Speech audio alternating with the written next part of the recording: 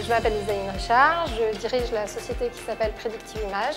C'est un laboratoire d'expertise industrielle. Je contrôle des pièces et des composants dans des machines qui ne détruisent pas ces pièces.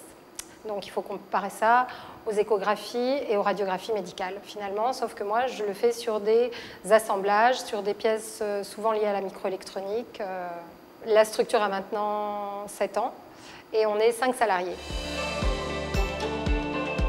À partir du moment où j'ai pris la décision de créer la structure, je savais que je connaissais mon métier. Par contre, je ne connaissais pas forcément comment créer une société, comment gérer une société. C'est-à-dire que je connaissais ma profession, mais pas celle d'entrepreneur.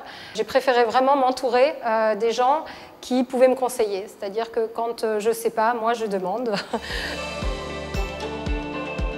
Un consultant m'a dit quelque chose de très vrai. On m'a dit, à partir du moment où tu as une société, tu es obligé de la faire vivre, tu es obligé de la développer, sinon elle meurt. Donc, quand j'ai pris conscience de ça, je me suis dit, ah oui, donc on va voir les choses différemment. Je n'ai pas hésité à faire appel à des gens qui font un peu de stratégie d'entreprise. Et maintenant, effectivement, la société, au bout de 7 ans, elle a 5 salariés, donc à peu près un tous les ans. On est passé de 35 mètres carrés à 220 mètres carrés.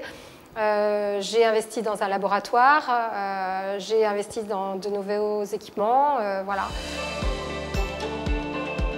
Alors, en fait, après avoir fait partie de l'initiative au féminin, j'ai été sollicitée par ce qu'on appelle des réseaux, différents réseaux, différentes associations qui aident les entrepreneurs.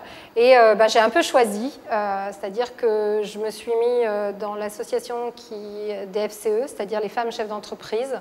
Les femmes chefs d'entreprise, c'est plutôt des réunions mensuelles sur des thématiques et ça nous permet de nous retrouver et puis de discuter un petit peu pour voir un petit peu les difficultés qu'on a par rapport à des nouvelles réglementations, à des nouvelles lois, par rapport à la situation économique du moment, qu'elle soit locale, nationale ou internationale d'ailleurs. Et puis je me suis rapprochée aussi des associations qui sont vraiment liées à notre métier, où on a là que des gens qui sont d'abord qui sont moins locales, qui sont beaucoup plus nationales et qui connaissent très très bien notre métier.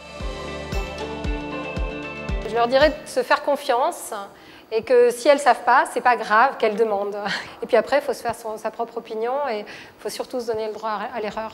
C'est pas grave de trébucher, on se relève.